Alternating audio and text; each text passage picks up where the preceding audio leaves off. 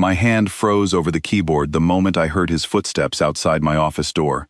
I pressed my palm flat against my stomach, as if I could hide what was growing inside me just by wishing hard enough. Nathaniel Voss never announced himself.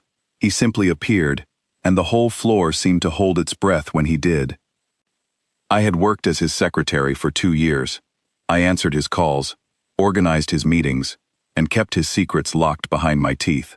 I knew how dangerous he was. Everyone in this city knew. Men who crossed him disappeared from conversations, from photographs, from memory itself. And yet 3 months ago, on a night I still could not fully explain to myself, I had let him closer than any assistant should ever get to her employer. Now I was carrying his child, and I had told no one. The door opened before I could compose my face into something calm. "Miss Bennett," he said, using my last name the way he always did, cool and precise, like a blade sliding out of its sheath. "You look pale." "I didn't sleep well," I said, forcing my hands still. He studied me a moment longer than necessary. Nathaniel had a way of looking at people that made them feel like open books he had already finished reading. I busied myself with a stack of papers, praying he would move on to whatever business had brought him down from his office 2 floors above mine. "I need the Kavanaugh contracts by noon," he said finally, and something in his shoulders eased, as if he had decided to let my nerves pass without comment, and cancel my 3 o'clock. Something came up. Of course. He turned to leave, then paused at the door. "Eleanor." My first name. He rarely used it. My pulse jumped. "Yes?" "Take care of yourself," he said, and then he was gone, his coat disappearing around the corner before I could ask him what he meant by it. I sat there for a full minute, staring at the space where he had been standing, my heart hammering so loudly I was certain he must have heard it from the hallway. Take care of yourself.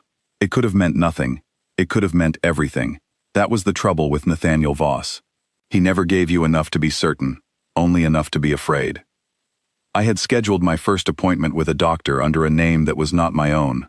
Dr. Priya Malhotra ran a small private clinic on the other side of the city, far from anywhere Nathaniel's people usually went. I told the receptionist my name was Ellen Barrett. I paid in cash. I wore a scarf over my hair and sunglasses that made me look, I was sure, like exactly the kind of woman trying too hard not to be noticed. The appointment had gone well. The baby was healthy. My blood pressure was a little high, which the doctor attributed to stress, and I had almost laughed at that. A short, bitter sound I swallowed before it could escape. Stress. Yes, that was one word for it. I had not told Nathaniel because I did not know what he would do with the truth. Men like him did not have children the way other men did. They had heirs, or they had liabilities, and I did not know which one I would become the moment he found out. I had heard stories about the women who came before me, women who had wanted things from him, and been quietly, efficiently removed from his life when they became inconvenient. I refused to be one of them. I would raise this child on my own, far from his world, and he would never need to know. That was the plan. It had felt solid 3 months ago, when the possibility of a child was still an abstract fear, rather than a fact confirmed by an ultrasound. Now, with my body beginning to change in small ways I could no longer explain with excuses about diet or exhaustion, the plan felt like sand slipping through my fingers. I finished the Kavanaugh contracts 20 minutes before noon and carried them upstairs myself, since his assistant on that floor, a sharp young man named Callum, had called in sick. The elevator ride felt longer than usual. I pressed my hand against the cool metal wall and breathed slowly, the way the doctor had shown me. In for 4 counts, out for 4 counts, until the tightness in my chest loosened just enough to let me think straight. Nathaniel's office took up the entire top floor, all dark wood and glass, a view of the city spread out beneath him like something he owned outright. He was on the phone when I entered, his voice low and clipped, the kind of voice that made grown men shift uncomfortably in their seats. He gestured for me to leave the folder on his desk without breaking his conversation. I set it down and turned to go, but something on his screen caught my eye before I could stop myself from looking. A photograph. My photograph, taken from outside a building I recognized instantly, because I had walked through its doors only 4 days ago. Dr. Malhotra's clinic. My breath caught in my throat. I looked away quickly, pretending I had seen nothing, but my hands had already begun to tremble, and I feared he would notice before I reached the door. "Eleanor." I stopped, my back to him, my hand already on the door handle. "Yes, Mr. Voss?" "Nothing," he said after a pause that stretched too long to be comfortable. "You can go."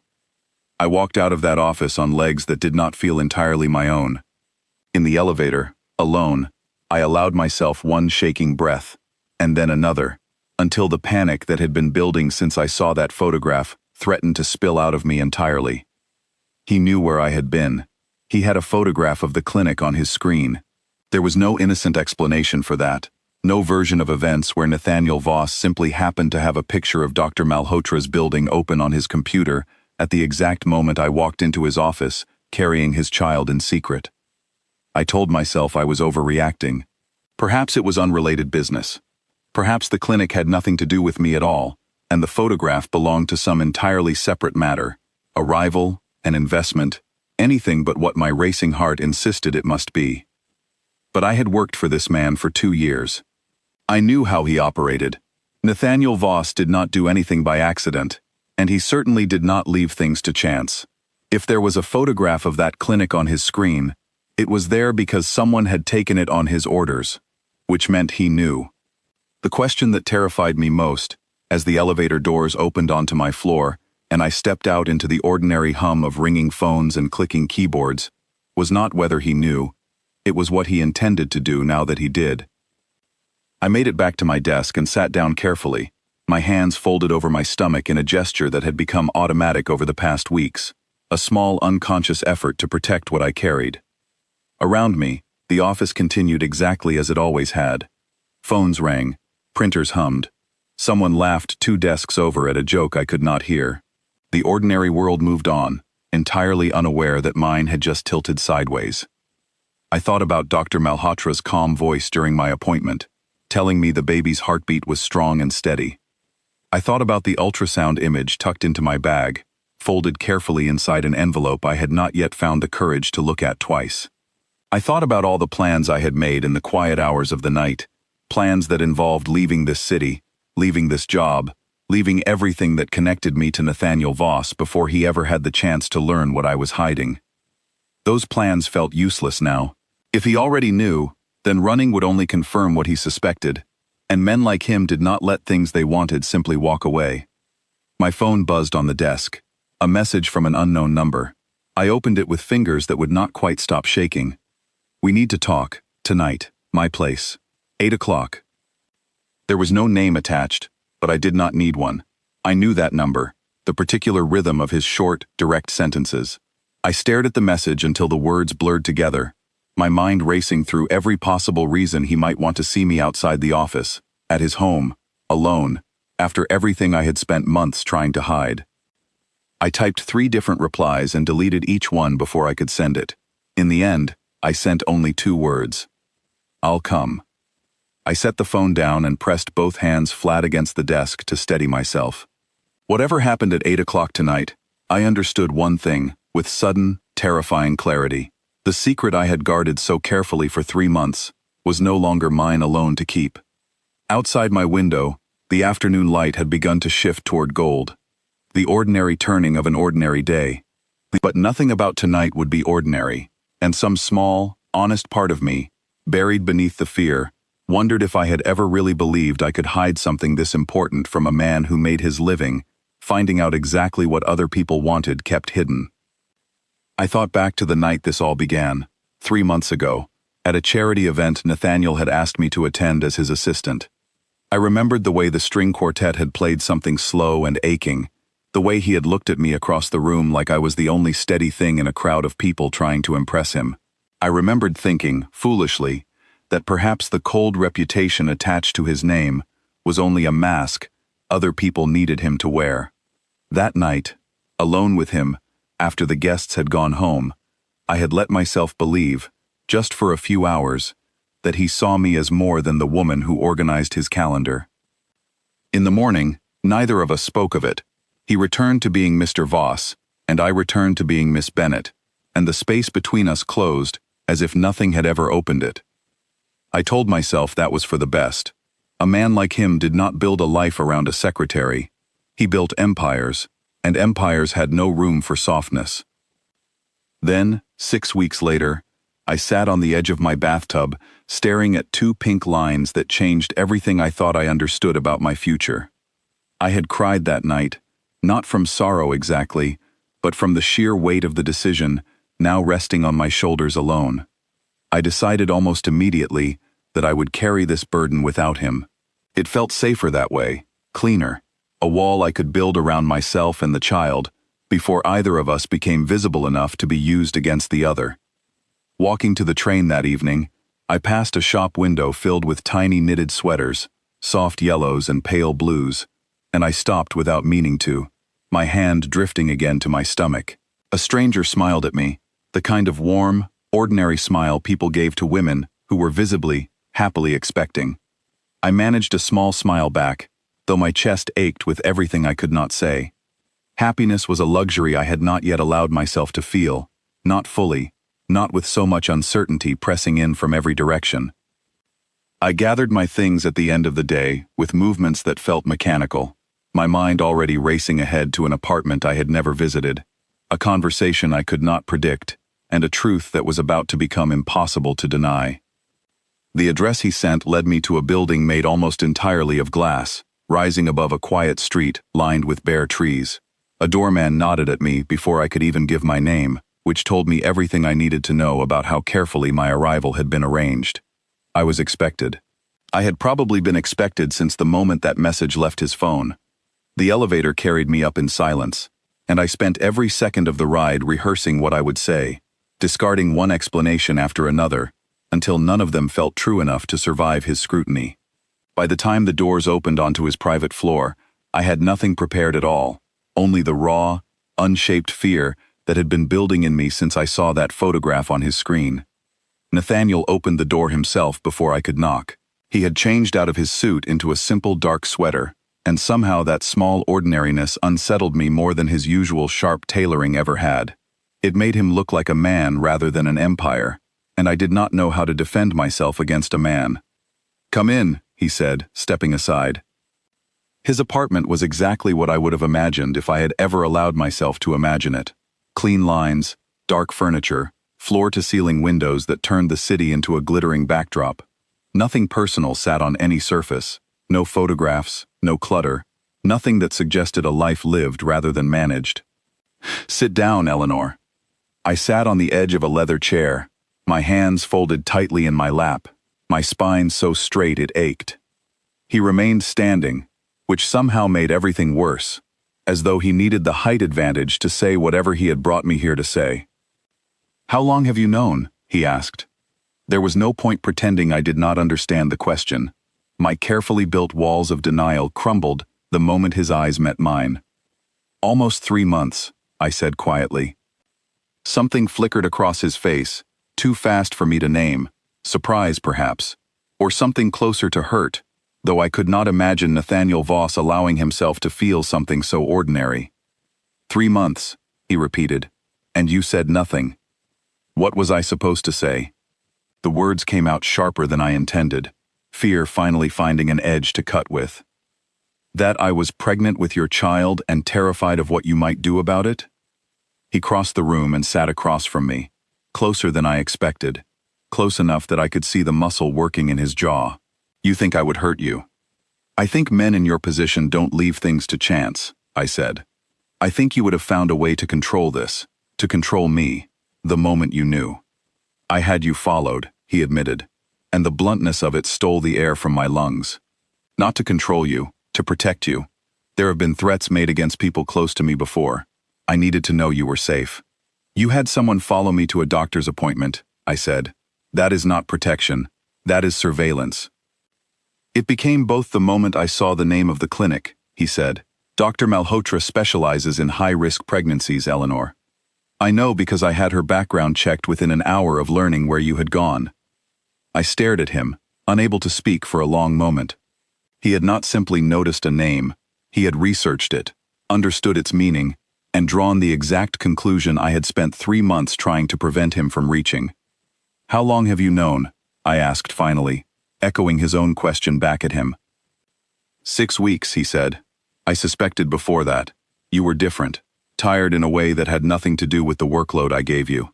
I told myself I was imagining things, until I saw you leave early one afternoon, and followed the trail myself. 6 weeks. He had known for 6 weeks and said nothing, watched me carry this secret in silence, while he already held the answer in his hands. The realization left me strangely breathless, caught somewhere between anger and a confusion I did not have the strength to untangle. "Why didn't you say something sooner?" I asked. "Because I wanted you to tell me," he said, and for the first time since I had known him, his voice lost its usual precision, softened into something almost uncertain. "I wanted to know if you trusted me enough to bring it to me yourself. When you didn't, I understood exactly how frightened of me you must be." The honesty of that admission cracked something open in my chest. I had spent 3 months assuming the worst of him, building my entire plan around the certainty that he would react with cold calculation rather than anything resembling care. Sitting across from him now, watching the careful mask slip just enough to reveal something raw underneath, I no longer knew which version of him I should believe. I was scared, I admitted. I still am. Of me? Of what happens to women who become inconvenient to men like you, I said. I've heard the stories, Nathaniel. I've typed the reports. I know what this world does to people who stop being useful. He flinched, actually flinched at the word inconvenient, as though I had struck him with it. You think I see you as useful, as a transaction. I don't know what you see me as, I said honestly. That's the problem. You've never told me. Silence stretched between us, heavy with everything neither of us had said over the past 3 months, over the past 2 years, over the single night that had brought us to this impossible place. Outside, the city lights blurred against the dark glass, indifferent to the conversation reshaping both our lives inside this quiet room. I see you, he said finally, as the only person in my life who has never once asked me for anything. Not favors, not protection, not money. You come to work every day and you do your job, and you never once tried to use what happened between us to your advantage. Do you understand how rare that makes you in my world? I did not know how to answer that. No one had ever spoken to me with that particular kind of vulnerability, least of all a man who commanded fear from everyone who crossed his path. That doesn't answer what happens now, I said. Now, he said, standing and moving to the window, his back to me. You stop hiding from me. Whatever you decide about us, about what happened that night, I will accept it. But the child is mine as much as it is yours, and I will not stand by while you carry that burden alone out of fear of what I might do with the truth. And if I want to raise this child away from your world, I asked, away from the danger that follows you? He turned back to face me, and something hardened behind his eyes, not anger directed at me, but something colder, more purposeful. Then I will make sure that world never touches either of you. But I will not disappear from my own child's life, Eleanor. That is not a request. That is the one thing I am not willing to negotiate. I sat with that for a long moment, watching him, trying to reconcile the man who tracked my doctor's appointment through fear, disguised as protection, with the man now standing before me, offering something that sounded almost like devotion. I need time, I said finally. This is not something I can decide in one conversation. Take the time, he said, but do not disappear on me. Whatever you decide, I need to know you are safe, both of you. I rose to leave, my legs unsteady beneath me, my mind spinning with everything that had shifted in the space of 1 hour. At the door, his hand caught my wrist, gentle in a way I had not expected from a man capable of such ruthlessness in every other part of his life. Eleanor. I turned to face him. I am glad it's happening, he said quietly. I know that's not what you expected to hear tonight, but it's the truth. I left his apartment with my heart in complete disarray, no closer to certainty than when I had arrived, but carrying something new inside me that had nothing to do with the child growing beneath my ribs. It felt dangerously close to hope, and hope, I knew from bitter experience, was often the most reckless thing a person could allow themselves to feel. The following days passed in a strange, suspended quiet. Nathaniel did not press me for an answer. He did not summon me to his office under false pretenses, or send cryptic messages demanding decisions I was not ready to make. Instead, small things began to change around me, in ways I could not ignore. A car appeared outside my apartment each morning, driven by a quiet man named Elliot, who insisted on taking me to work, regardless of how many times I told him I preferred the train. My afternoon appointments were quietly rescheduled to avoid the hours when I felt most exhausted, though I never told anyone the reason for my fatigue. Small kindnesses, offered without explanation, as though he was building a case for himself one gesture at a time, patient in a way I had never associated with him before. I told myself I was only accepting the ride to avoid an argument. I told myself the rescheduled meetings were simply good management. But some quiet part of me had already begun to notice how carefully he was trying, and that noticing frightened me more than anything else that had happened since this began. At the office, my closest colleague, a bright and observant woman named Priscilla, who worked reception on my floor, cornered me by the coffee machine one morning with a knowing look I had learned to dread. "You're glowing," she said, tilting her head, "and you've turned down coffee 3 days running.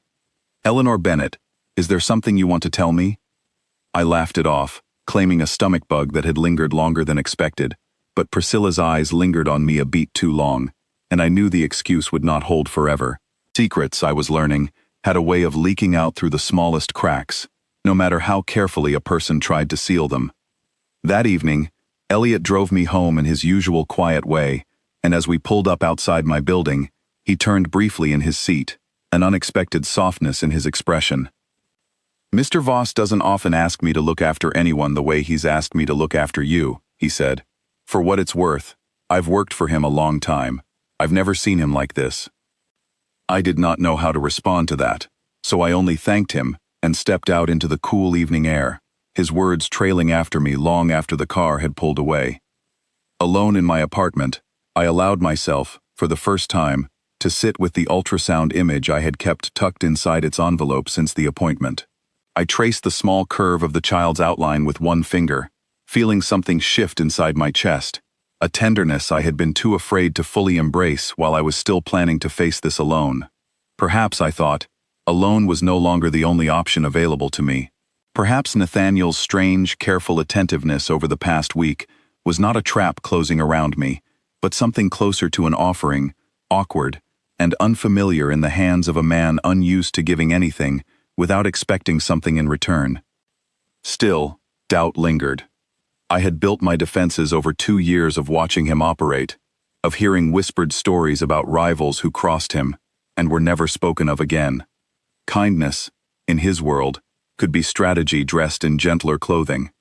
I did not yet know which version of him I was seeing, the man capable of tenderness, or the calculated operator who understood that patience sometimes achieved what force could not. 3 days later, I stayed late finishing a report.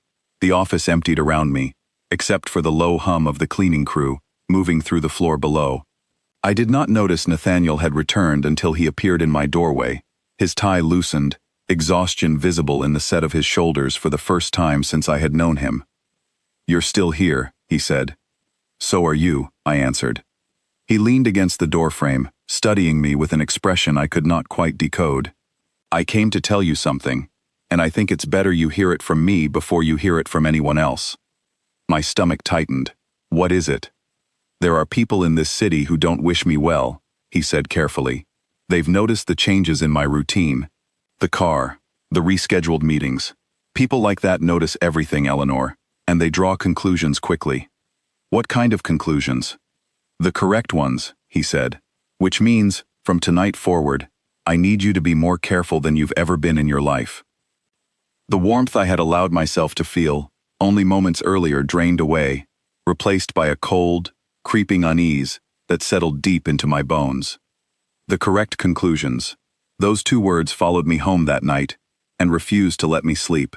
I lay awake staring at the ceiling, one hand resting over the small curve of my stomach, replaying every conversation I had ever had in that office, wondering who might have noticed, who might have talked, who might already be building a picture of exactly what Nathaniel Voss had to lose. By morning, I had convinced myself I was overreacting, that fear had simply found new soil to grow in. That conviction lasted exactly as long as it took me to reach the office and find Nathaniel waiting for me by the elevators, something rigid in his posture that told me the danger he had mentioned was no longer theoretical. "Come upstairs," he said, and there was no room in his voice for questions. I followed him into his office, where a man I did not recognize stood near the window, broad-shouldered and silent, the kind of presence that made a room feel smaller simply by existing in it. "This is Desmond," Nathaniel said. "He'll be with you from now on, everywhere. The car, the office, your apartment building." "A bodyguard," I said flatly. "A necessity," Nathaniel corrected. "A man named Callahan runs an operation that has wanted a piece of my territory for 3 years. He has never found a way in, because I have never given him a weakness to exploit. Until now." "Me," I said quietly. "I'm the weakness." "You're not a weakness," Nathaniel said, his voice sharpening. "You're the reason I finally have something worth protecting beyond money and property." Callahan understands that distinction better than anyone. He knows exactly what it means that I've changed my routine for you. Men like him build their entire strategy around finding the one thing an enemy cannot afford to lose. I sat down slowly, my legs suddenly unsteady beneath me. "How did he find out?" "I don't know yet," Nathaniel admitted, and the honesty of that answer unsettled me more than any confident lie could have. "Which means, until I do, I need you to trust Desmond completely. He does not leave your side. Not at work, not at home, not anywhere." I looked at Desmond, who returned my gaze with the calm, unreadable patience of a man who had done this work many times before. Something about his steadiness offered a strange, unexpected comfort, though I resented needing it at all. "What about Priscilla?" I asked suddenly. "My coworkers? If people are watching me, watching this office, are they in danger too?" Nathaniel's expression flickered, and for a moment I saw genuine concern pass through it. "I've already increased security throughout the building. No one else will be targeted specifically. Callahan wants leverage, not chaos." "You are the leverage he wants, Eleanor, which means the danger narrows to you specifically, and by extension, to the child." The word child, spoken aloud in front of a stranger, sent a fresh wave of fear through me. I had spent 3 months guarding that word so carefully, and now it hung in the open air of his office, as though it had always belonged there. "He knows I'm pregnant," I said, understanding arriving all at once, cold and absolute. "I believe so," Nathaniel said, "which is why I need you to move into my building, not my apartment, if that concern is what I see forming on your face.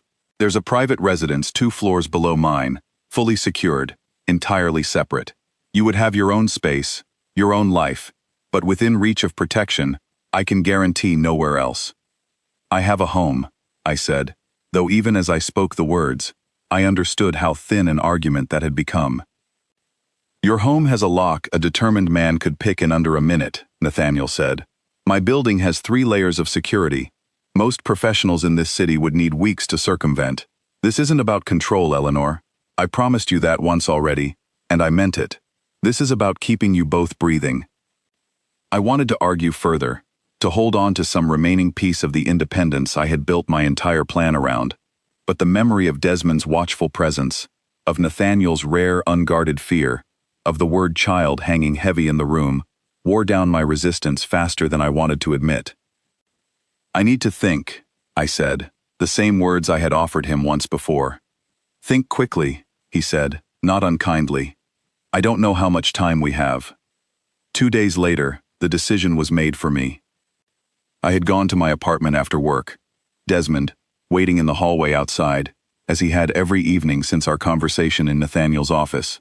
I was reheating leftovers in my small kitchen, half listening to the evening news, when I heard the lock on my front door click and release, a sound that should have been impossible, with Desmond stationed just outside. I froze, the spoon still in my hand, every instinct screaming at me to move, to hide, to do something, but my body refused to cooperate, locked in place by a fear so complete it stole the air from my lungs. The door did not open. Instead, I heard a scuffle in the hallway, low voices, a sharp exhale, and then Desmond's voice, tight and controlled, calling my name through the door. "Eleanor, stay where you are. Do not open this door." I obeyed without question, backing into the corner of my kitchen farthest from any window, my hand pressed flat against my stomach in the same instinctive gesture that had become second nature over the past months. Minutes passed that felt like hours. I heard more voices outside, urgent and low, footsteps moving quickly across the hallway floor, and then, finally, Desmond's steady presence at my door again. "It's clear," he said. "Someone attempted to access your lock. I intercepted them before they got inside. You're safe." I opened the door with hands that would not stop shaking. Desmond stood there, a faint scrape visible along his jaw, his expression otherwise composed, as though this sort of confrontation was simply part of an ordinary evening's work. "Who was it?" I asked. "I don't know yet," he said. He ran before I could get a clear look. "Mr. Voss will want to know immediately." I sat on the edge of my couch, my whole body trembling, the leftovers on the stove long forgotten, my mind replaying the sound of that lock releasing over and over, until I thought I might be sick. Someone had tried to get into my home. Someone Callahan had sent, most likely, testing exactly how vulnerable I truly was, beneath whatever protection Nathaniel had already put in place. Nathaniel arrived within 20 minutes, faster than I thought possible from across the city, his usual composure entirely gone, replaced by something raw and furious that I had never seen from him before. He crossed the room and knelt in front of me where I sat, his hands finding mine, warm and steady despite the barely contained anger radiating off him. "Are you hurt?" he asked, his voice low. "No," I managed, "just frightened." "You're moving into my building tonight," he said, and this time, it was not a request wrapped in careful language. I should have insisted the moment I told you about Callahan. I let you have time to think, and that decision nearly cost me everything that matters. I did not argue. Whatever pride or independence I had been clinging to dissolved completely the moment I heard that lock give way, replaced by a clear, uncomplicated understanding that survival mattered more than the shape of the life I had once planned. "Okay," I said quietly. "I'll go." Something in his shoulders eased, though the tension around his eyes remained. "I'll have your things packed within the hour. You won't be coming back here until Callahan is no longer a threat."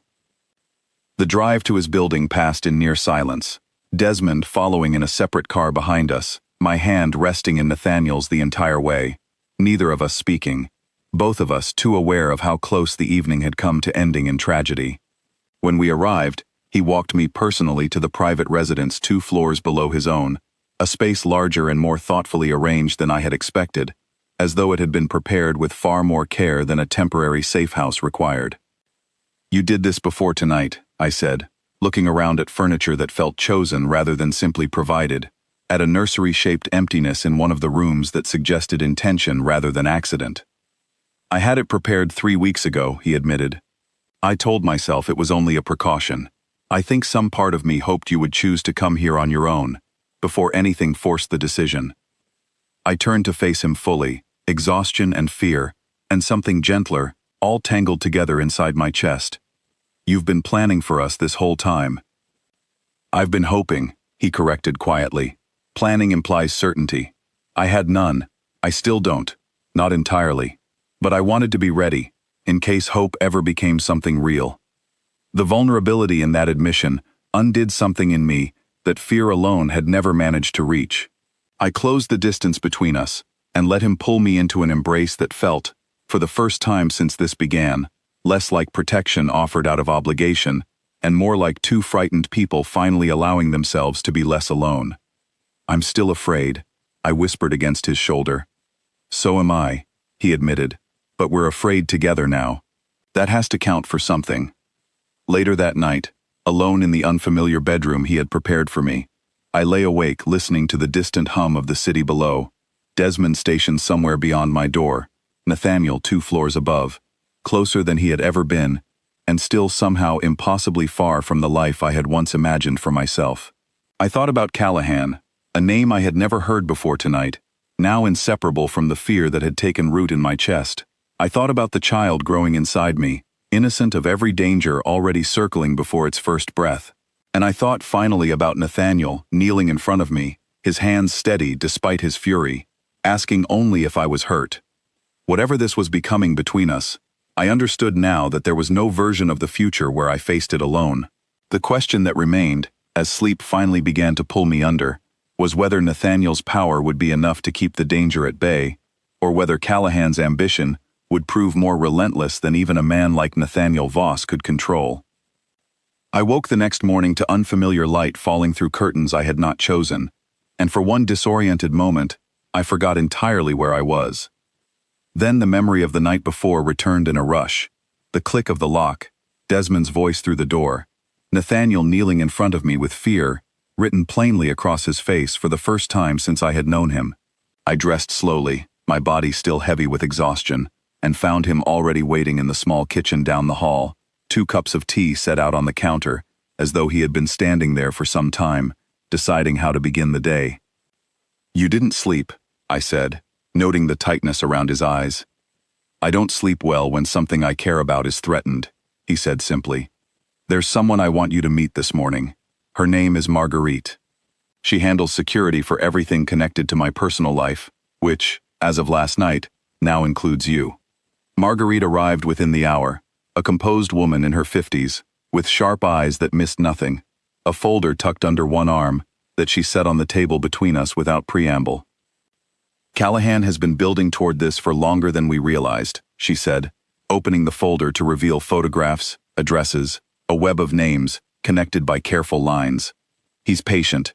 He waited until he found something Mr. Voss couldn't afford to lose, and then he moved. Last night wasn't an accident, or an isolated attempt. It was a message. He wanted you to know he could reach you." My hands tightened around my teacup. "What does he actually want?" "Leverage," Marguerite said. "Territory Mr. Voss controls along the eastern docks. He's wanted it for years, and lacked the means to take it by force. A threat against someone Mr. Voss loves gives him a different kind of means entirely." The word loves, spoken so casually by a stranger, landed somewhere deep in my chest, and I glanced instinctively toward Nathaniel, who did not look away from my gaze, did not flinch or deflect the way I half expected him to. "We increase security across every property," Nathaniel said to Marguerite, his tone shifting into something crisp and businesslike. "Double the presence around Eleanor specifically. I want to know everywhere Callahan's people have been seen in the past month, and I want it by tonight." Marguerite nodded and gathered her folder, pausing at the door to look back at me with an expression that surprised me with its gentleness. "For what it's worth, Miss Bennet, I've worked for this family a long time. I've never seen him fight this hard for anything." After she left, silence settled over the kitchen, comfortable in a way I had not expected given everything hanging over us. Nathaniel refilled my tea without asking, a small domestic gesture that felt strangely intimate against the backdrop of everything Marguerite had just described. "You didn't have to let me hear all of that," I said. "You could have kept me separate from the details." "I considered it," he admitted, "but you deserve to understand exactly what we're facing. I won't keep you in the dark the way I kept you from knowing I already suspected the pregnancy. I made that mistake once. I don't intend to repeat it." I studied him for a long moment, this man who commanded fear across an entire city, who could have chosen silence and control instead of honesty, and who had instead chosen to sit across from me in a borrowed kitchen and admit to being afraid. "Tell me about Callahan," I said. "Everything. I want to understand what we're dealing with." Nathaniel's jaw tightened, but he did not refuse. He inherited his operation from his father, the way I inherited mine. Unlike me, he's never been satisfied with what he has. He sees every territory he doesn't control as an insult. I've spent 3 years keeping him contained to his side of the city, mostly through patience rather than force, because open conflict would cost us both more than either side could afford to lose. And now? Now he thinks he's found a way to win without open conflict at all, Nathaniel said. By threatening you, he forces my hand without ever having to risk a direct confrontation. It's clever. I'll give him that much. So, what do? We make certain he understands that threatening you costs him more than any territory could ever be worth, Nathaniel said, and something cold settled behind his eyes, a glimpse of the ruthlessness I had heard whispered about for 2 years, but rarely witnessed directly. I have my own patience, Eleanor, but patience has limits, and Callahan crossed mine the moment his man touched that lock. I should have found that coldness frightening. Instead, sitting there in the quiet kitchen with sunlight falling across the table between us, I found myself grateful for it, grateful that the same ruthlessness that had once terrified me now stood entirely on my side. The rest of the day passed in careful, deliberate motion. Marguerite's people moved through the building, adjusting cameras, checking access points, their presence a constant reminder of exactly how real the danger had become. Desmond remained close, though his manner had softened slightly since the previous night, as though the shared crisis had settled something unspoken between us. I spent the afternoon in the small room Nathaniel had quietly prepared weeks earlier, running my hand along the empty shelves where, I understood now, he had once imagined a crib might eventually stand. That evening, he found me there, sitting on the floor with my back against the wall, watching the last of the daylight fade from the window. "I know this isn't the life you imagined," he said, lowering himself to sit beside me. "Fear, security details, a man like Callahan reaching for whatever leverage he can find. I know it's a lot to accept all at once."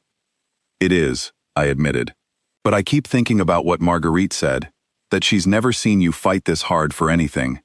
I believed her, Nathaniel, and I don't quite know what to do with that belief yet." He reached over and took my hand, his fingers warm and certain around mine. "You don't have to know yet. Just don't disappear on me. That's all I'm asking." "I won't," I said, and for the first time since this began, I meant it completely. The gunshot shattered the morning before I even understood what I was hearing. I had been standing near the window of the private residence, watching the street below where Desmond usually waited with the car, when the sound cracked through the air, and every instinct in my body dropped me to the floor, before my mind had finished processing what had happened. Glass did not break, the window held, but the scream that followed, sharp and human, told me someone below had not been so fortunate. "Stay down," Marguerite's voice came through the intercom by the door, tight and controlled in a way that frightened me more than the gunshot itself. "Do not move from that position until I confirm the building is secure." I pressed myself flat against the floor, one arm curled protectively around my stomach, my heart slamming against my ribs so hard I feared it might be audible through the walls. Minutes passed in agonizing silence, broken only by muffled voices from the hallway and the distant wail of sirens rising somewhere below. When Marguerite finally opened the door, her expression grim, I understood before she spoke that something had gone terribly wrong. "Desmond was shot," she said. "He's alive. The paramedics have him. It could have been much worse." I felt the blood drain from my face. "This is because of me. This is because of Callahan," Marguerite corrected firmly. "Do not carry that guilt. It belongs entirely to him." Nathaniel arrived within minutes, and the fury I had glimpsed once before in my apartment had transformed into something colder, more contained, more dangerous than open anger could ever be. He knelt in front of me exactly as he had that first night, checking for injury with hands that trembled despite his composed voice. "I'm fine," I said quickly. "Desmond took the shot meant for whoever came for me." "He's stable," Nathaniel said. "The bullet missed anything vital. But this changes everything, Eleanor. Callahan has moved from threats to open violence. He's not testing our defenses anymore. He's attacking them directly." "What happens now?" I asked, though some part of me already dreaded the answer. "Now I stop being patient," Nathaniel said, and the finality in his voice left no room for argument. Over the following days, the building around me transformed into something closer to a fortress. Marguerite's people worked around the clock, reinforcing every entry point, monitoring every camera feed, tracking movement across the city with a precision that both reassured and unsettled me in equal measure. I was not permitted to leave the residence under any circumstances. My meals arrived prepared by staff I had never met. My work, what little of it I could manage from confinement, was delivered and collected by people whose names I did not bother learning, understanding instinctively that fewer connections meant fewer risks for everyone involved. The isolation wore on me more than I expected. I had always been someone who found comfort in routine, in the small, ordinary rhythms of an ordinary life, and the complete absence of that rhythm left me restless in ways I struggled to manage. I paced the rooms Nathaniel had prepared for me, running my hands along furniture chosen with more care than I had initially recognized, trying to distract myself from the fear that pressed constantly at the edges of my thoughts. Nathaniel visited each evening, though the visits grew shorter as the days passed. his attention pulled increasingly toward whatever war was unfolding beyond the walls of my confinement. I did not ask for details. I understood, without needing to be told, that some of what he carried on my behalf was better left unspoken, a burden he chose to shoulder alone, rather than add to the weight already pressing on me. On the fourth night, he arrived later than usual, exhaustion etched into every line of his face, a fresh scrape visible along one knuckle that told its own quiet story. He sat beside me on the small couch without speaking for a long moment, and I did not press him, understanding that some silences needed to be respected rather than filled. "We found the man who fired the shot," he said finally. "He gave us everything we needed. Callahan's operation is smaller than he wants people to believe. Overextended. Desperate. That desperation is what made him reckless enough to move against you directly." "Is it over?" I asked, hope rising cautiously in my chest, despite my best efforts to guard against disappointment. "Not yet," Nathaniel said, "but we're close. Closer than we've been in 3 years of managing him carefully, instead of confronting him directly. I should have moved against him long ago. I let caution keep me from finishing something that needed finishing." "You couldn't have known this would happen," I said. "I should have anticipated it regardless," he said, frustration evident beneath his exhaustion. "I built my entire strategy around avoiding unnecessary conflict, and in doing so, I left a door open that nearly cost you your life." I reached over and took his hand, the gesture instinctive now after days of shared fear and uncertain comfort. "You didn't leave the door open, Nathaniel. He forced his way through it. There's a difference." He turned to look at me then, something raw and unguarded moving across his face, stripped entirely of the careful composure I had grown so accustomed to seeing him wear like armor.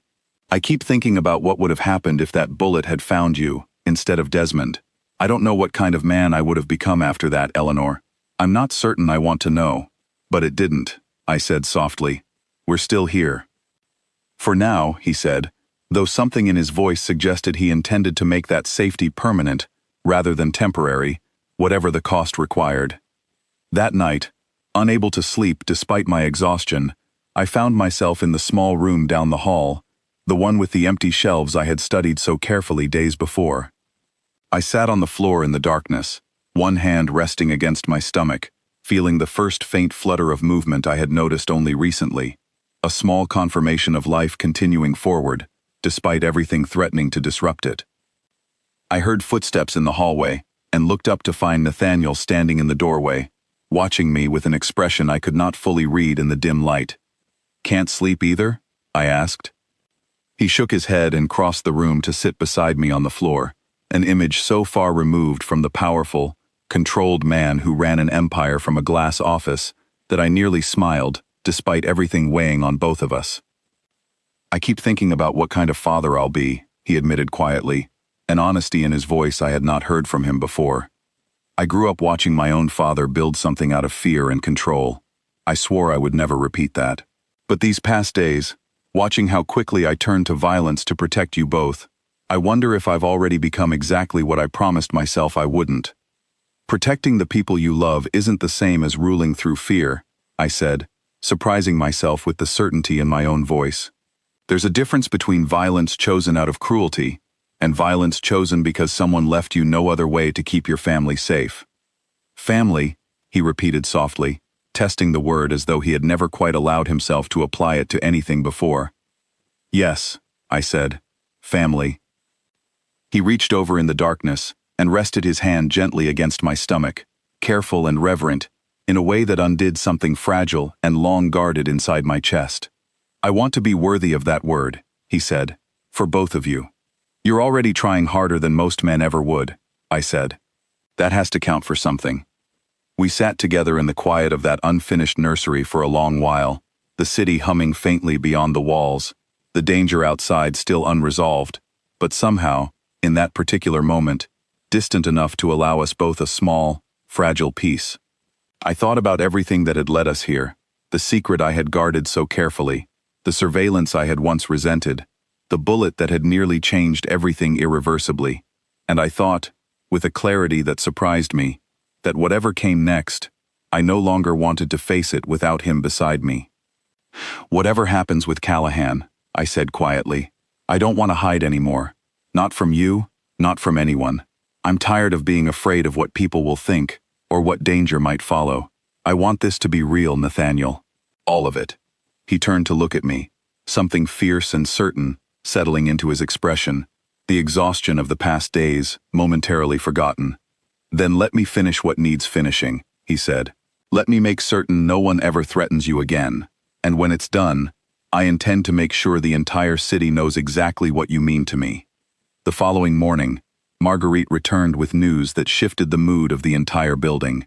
Callahan had made a mistake, she explained, spreading a map across the kitchen table with the same brisk efficiency she brought to everything. In his eagerness to strike again, one of his lieutenants had been caught meeting with a supplier Nathaniel controlled, a careless move that handed them a location, a timeline, and a name. His name is Desmond Farrow, Marguerite said, and I startled at the coincidence until she clarified, not our Desmond. A different man entirely. Unfortunately, common surname in this business. This Farrow runs logistics for Callahan's entire operation. If we take him, we take away Callahan's ability to move product, money, or people. It would cripple him within days. And if it goes wrong? I asked. It won't, Nathaniel said, a certainty in his voice that I wanted desperately to believe. We've been planning this for 2 days, every contingency accounted for. I did not like the flatness in his tone when he said it, the careful way he avoided meeting my eyes as he spoke, as though shielding me from details he judged too dangerous for me to carry. I let it go, understanding there were limits to how much honesty either of us could manage under this much pressure, and instead focused on the small, steady comfort of watching him move through the day with renewed purpose rather than helpless anger.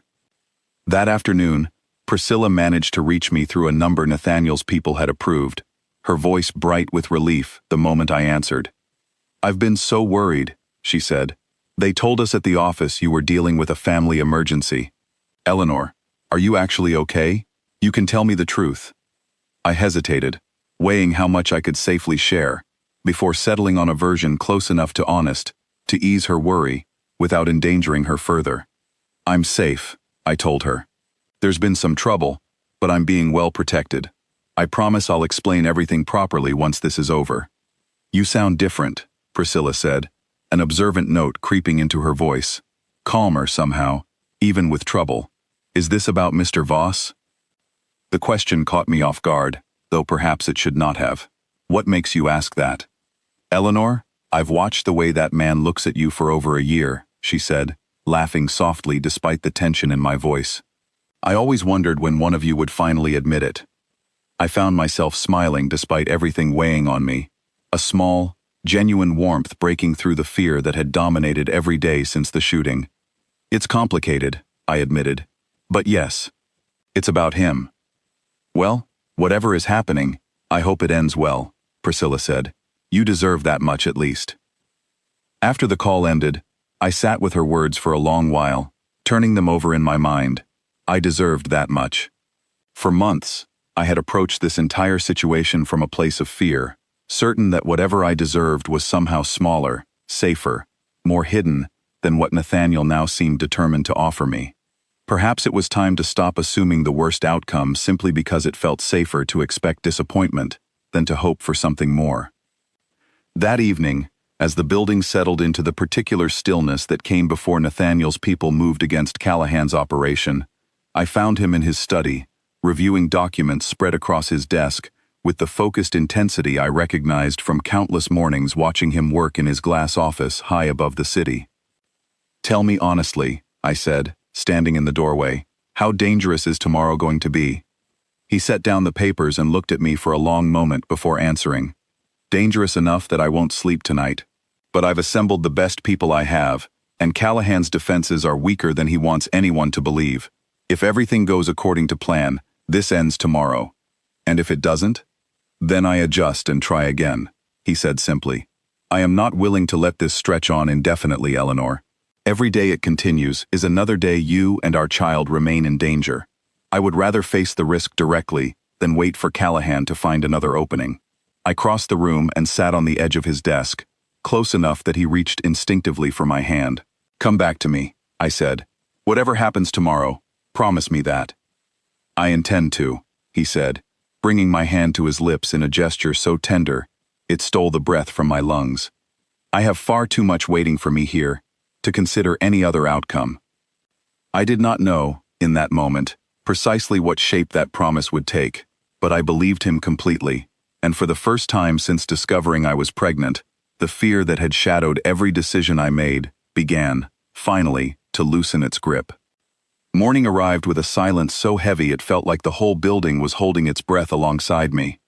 Nathaniel left before dawn, dressed not in his usual tailored suit, but in something plainer, darker, more practical, a version of him I had never seen before and hoped never to see again after today. He kissed my forehead at the door, his hand resting briefly against my stomach, in the same reverent gesture that had become quietly sacred between us over the past days. "Stay with Marguerite," he said. "Whatever you hear, whatever anyone tells you, trust only what she confirms directly." "Come back," I said, echoing my own words from the night before. "I will," he promised, and then he was gone, the door closing behind him with a finality that made my chest ache. The hours that followed stretched into something almost unbearable. Marguerite kept me close, seated at the kitchen table with a radio, tuned to a frequency I did not fully understand, occasional bursts of clipped, coded conversation crackling through, that told me nothing except that something significant was unfolding somewhere across the city. I could not eat. I could barely sit still, pacing the small kitchen, until Marguerite finally guided me back into a chair with a firm but gentle hand. "Pacing won't make it move faster," she said, "and you need to think of more than yourself right now." I forced myself to sit, one hand pressed against my stomach, feeling for the small flutter of movement that had become my only comfort in moments like this, proof that life continued, regardless of the danger circling somewhere beyond these walls. Just after noon, the radio crackled with a voice I recognized as Elliot's, tight with urgency. "We have him. Pharaoh is secured. Moving to the second location now." Marguerite's shoulders eased slightly, though she did not relax fully, her attention still fixed on the radio, as though the danger had only shifted rather than passed. I understood, without needing it explained, that securing Pharaoh was only the first half of whatever plan Nathaniel had assembled. Callahan himself remained somewhere out there, cornered now perhaps, but no less dangerous for it. Another hour passed in agonizing silence before the radio crackled again, this time with a voice I did not recognize, breathless and strained. "Voss is down. Repeat. Voss is down. We need medical. Now." The world tilted sideways. I do not remember standing, only that Marguerite's hands were suddenly on my shoulders, steadying me, her voice sharp and commanding in a way that cut through the roaring panic filling my ears. "Eleanor, look at me. That radio traffic is not confirmed. Do you understand me? It is not confirmed." "He's hurt," I said, my voice barely a whisper, the room spinning around me despite Marguerite's steady grip. "We don't know that," she said firmly. "We know someone reported it. That is all we know. Sit down before you fall down, and let me find out the truth."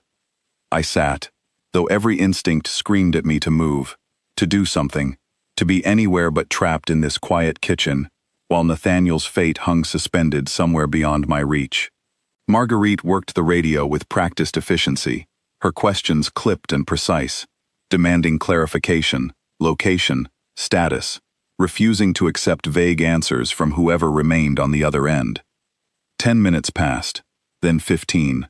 I counted every second, my hand pressed so tightly against my stomach that I feared I might hurt myself, though I could not seem to loosen my grip. Finally, Marguerite's radio crackled once more, and this time, the voice belonged to Elliot again. "Voss is alive, grazed, not down. He took a hit to the shoulder, but he's conscious, and giving orders like nothing happened. Callahan is in custody. It's over." The relief that flooded through me was so complete, it left me shaking, tears spilling before I fully understood I was crying at all. Marguerite allowed herself a small, tired smile, the first genuine expression of relief I had seen from her since this entire ordeal began. "He's stubborn," she said. "Getting shot won't stop that man from finishing what he started." I laughed. A shaky, disbelieving sound caught somewhere between relief and exhaustion, and did not fully stop crying until the door opened 2 hours later, and Nathaniel walked in himself, one arm bound in a sling, a bandage visible beneath the torn shoulder of his shirt, exhaustion, and something like triumph mingled together on his face. I crossed the room and threw myself carefully against him, mindful of his injury, though he pulled me close with his good arm, as though he could not bear even a small distance between us, after everything that had happened. "You're hurt," I said into his shoulder. "I'm alive," he corrected gently. "And Callahan will spend the rest of his life understanding exactly what happens to men who threaten what belongs to me." "I don't care about Callahan right now," I said, pulling back just enough to look at him properly, memorizing every detail of his face as though I had feared I might never see it again. "I care that you kept your promise." "I told you I would," he said, brushing a tear from my cheek with a tenderness that still, even now, sometimes surprised me from a man capable of such ruthlessness in every other part of his life. "It's over, Eleanor. All of it. You're safe. Our child is safe. There's nothing left standing between us and whatever future we choose to build." That first night after his return, I insisted on tending to his wound myself, ignoring his protests that a doctor had already handled it properly at a private clinic on the way home. I sat him down at the kitchen table and carefully checked the bandage beneath his shirt, my hands steadier than I expected, given how badly they had trembled only hours earlier. "You could have died today," I said quietly, focusing on the careful work of my hands rather than meeting his eyes. "I've faced worse odds before," he said, though the gentleness in his voice told me he understood exactly why the words did little to comfort me. "Not with a child waiting for you to come home," I said. "Not with me waiting." He caught my hand, stilling it against his uninjured shoulder. "I know," he said, "and I understand now, more clearly than I ever have before, exactly what I stand to lose if I ever grow careless again. Today changed something in me, Eleanor. I won't put myself in that position without absolute necessity, not anymore." I finished securing the bandage and rested my forehead briefly against his good shoulder, allowing myself a moment of stillness after a day that had stretched my nerves to their absolute limit. "I believe you," I said. "I have to, or I don't think I'll survive the fear of it happening again." "You won't have to," he promised. "Callahan is finished. His operation is being dismantled piece by piece. There's no one left with enough ambition or resources to attempt what he tried." In the days that followed, I learned the fuller shape of what had happened that morning, pieced together gradually from Marguerite's clipped summaries and the occasional detail Nathaniel allowed himself to share. Pharaoh, once captured, had given up everything he knew within hours, understanding quickly that loyalty to a losing cause offered him nothing but ruin. Callahan himself had been cornered at a warehouse near the docks he had wanted so desperately to claim, and in the confrontation that followed, it was Nathaniel who had taken the shot meant to end things quickly, a graze along his shoulder that could have easily been far worse had the angle shifted even slightly. Callahan was alive, though his freedom was not. Nathaniel handled the aftermath with the same careful precision he brought to everything, ensuring that whatever authorities needed to be satisfied were satisfied, while quietly absorbing what remained of Callahan's territory into an operation now too large and too well protected for anyone else in the city to consider challenging. I did not ask for every detail, understanding instinctively that some parts of his world would always remain slightly beyond my full view, a boundary I had come to accept rather than resent. What mattered was that the danger had passed, that Desmond recovered steadily from his own injury with a stubbornness that matched his employer's, and that each morning I woke without the cold weight of fear pressing immediately against my chest. A week later, I returned to Dr. Malhotra's clinic, this time with Nathaniel beside me, no scarf or sunglasses required, no false name whispered to the receptionist. The doctor smiled warmly when she recognized him, though her attention remained focused primarily on me, checking my blood pressure, listening carefully to the small, steady heartbeat that had become the most reassuring sound I knew. "Everything looks excellent," she said afterward, printing a fresh ultrasound image and handing it to me. "Whatever stress you were under before seems to have eased considerably." I glanced at Nathaniel, who held my hand throughout the entire appointment, his thumb tracing slow, comforting circles against my palm. "It has," I said, "considerably." In the weeks that followed, the city slowly absorbed the news that Callahan's operation had collapsed entirely. His territory quietly folded into Nathaniel's own, without the prolonged conflict either of them had once feared. Life, remarkably, began to settle into something resembling ordinary rhythm again. I returned to work, though my role shifted gradually, Nathaniel insisting I take on responsibilities that matched my abilities rather than simply my title, a change that felt less like favoritism and more like finally being seen for everything I had quietly contributed over 2 years. Priscilla, true to her nature, demanded every detail the moment I returned to the office, her delighted disbelief giving way quickly to genuine happiness once she understood the full shape of what had happened. Word spread through the building slowly, carefully managed by Nathaniel's people to protect us both, though it became increasingly difficult to hide something that neither of us wished to hide any longer. The formal announcement came 3 months later, at an event Nathaniel organized with the same careful precision he brought to everything, though this time, the precision was wrapped in something warmer, something clearly meant to celebrate, rather than simply control. I stood beside him, in a room filled with people from every corner of his world, business associates, quiet allies, even a few cautious rivals, who had come to understand exactly how thoroughly Callahan's fate had reshaped the balance of power in this city. Many of you have wondered about the changes in my life these past months, Nathaniel said, his hand resting warmly against the small of my back as I stood beside him, my pregnancy now impossible and unnecessary to hide any longer. I want to introduce you properly to Eleanor, who will soon be the mother of my child, and who has taught me more about what actually matters in this life than anyone else I have ever known. The room erupted into applause, some genuine, some merely polite, though I found I no longer cared which was which. I had spent months terrified of exactly this moment, certain that visibility would only invite danger, that the safest path forward required hiding everything I carried. Standing there now, Nathaniel's hand warm against my back, our child growing steadily beneath the fabric of a dress I had once thought I would never dare wear in public, I understood how wrong that fear had been. Later that evening, after the guests had gone and the quiet had settled back over Nathaniel's apartment, we stood together at the window, overlooking the city he had fought so hard to protect, light spreading out beneath us like something finally, fully claimed, rather than merely owned. "Any regrets?" he asked, his good arm wrapped around me, his other hand resting gently against my stomach, where our child moved beneath his palm.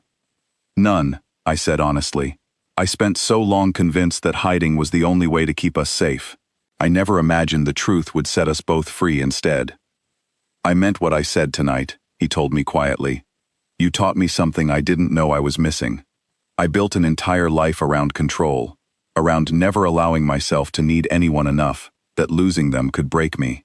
And then you walked into my office 2 years ago, quiet and careful, and entirely unaware of what you would eventually come to mean to me, and every wall I had ever built started coming down piece by piece.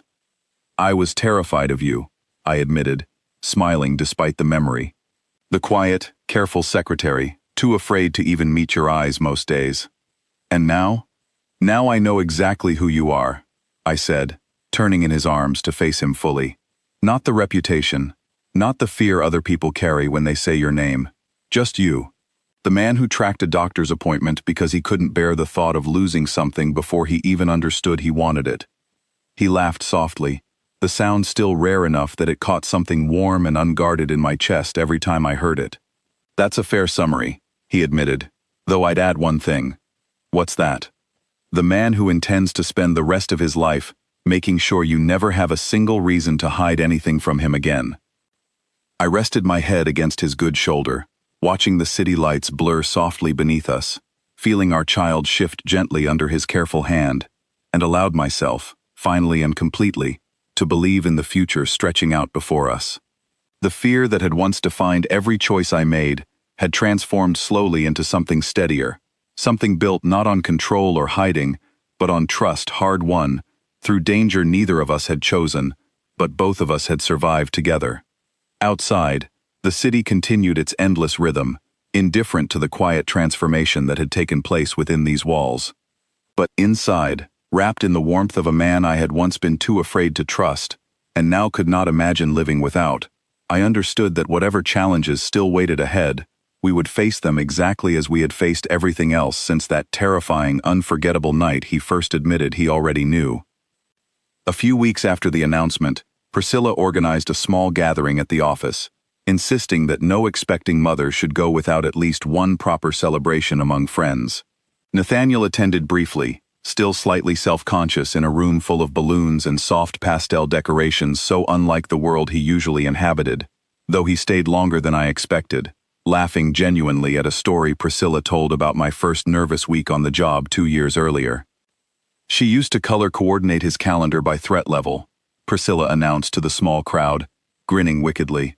Red for dangerous meetings, yellow for difficult clients, green for anything safe. I always wondered what color she used for herself.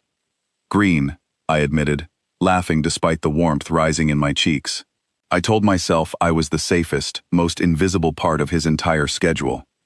And now? Nathaniel asked quietly, his arms settling around my shoulders. Now I think I might have been the most dangerous entry on that calendar all along, I said, even if neither of us realized it yet. The room laughed warmly at that, and I found myself, in the middle of balloons and gentle chatter, overwhelmed by a happiness I had once believed impossible to reach from where I started. Nathaniel excused himself only once, stepping into the hallway to take a call that, judging by his brief, clipped tone, still belonged to the world he managed beyond these walls. He returned within minutes, his expression settled, nothing in his posture suggesting anything troubling enough to disturb the afternoon. "Everything all right?" I asked quietly, once he returned to my side. "Everything is fine," he said, kissing my temple gently. "Just business. Nothing that needs to follow us home tonight." That evening, back in the quiet of our shared home, he helped me arrange the small gifts from the celebration along the shelves of the nursery, the same shelves that had once stood so achingly empty during the darkest days of Callahan's threat. A soft yellow blanket, a small stuffed rabbit with careful stitching, a mobile that would eventually hang above a crib we had chosen together only the week before, simple and sturdy, nothing like the ornate furniture I might have once expected from a man of his position. "I keep thinking about that first conversation in your apartment," I said, sitting on the floor and watching him arrange tiny clothes into drawers with more care than I ever expected from him. "You told me you were glad this was happening, even though I was terrified to hear it." "I remember," he said. "I also remember thinking you might never forgive me for having you followed." "I did, eventually," I said, smiling, "though I still think you owe me an apology for the sunglasses and scarf disguise that apparently fooled no one." He laughed, the sound easy and unguarded, in a way that still occasionally surprised me, even after everything we had survived together. "Duly noted," he said, "though for what it's worth, you looked lovely, even in disguise." I leaned my head against his good shoulder, watching him finish arranging the small drawer, feeling the quiet, steady flutter of movement beneath my ribs that had become the most precious rhythm of my days. Whatever fear had once defined the beginning of this story, it had transformed slowly, deliberately, into something built on trust rather than concealment, on honesty chosen freely rather than secrets carried alone. Outside the nursery window, the city continued its endless glittering rhythm, indifferent as always to the quiet miracles unfolding within these walls. But here, in this small room prepared with more love than I had ever imagined a man like Nathaniel Voss capable of offering, I understood completely that whatever came next, we would face it exactly as we had learned to face everything else, together.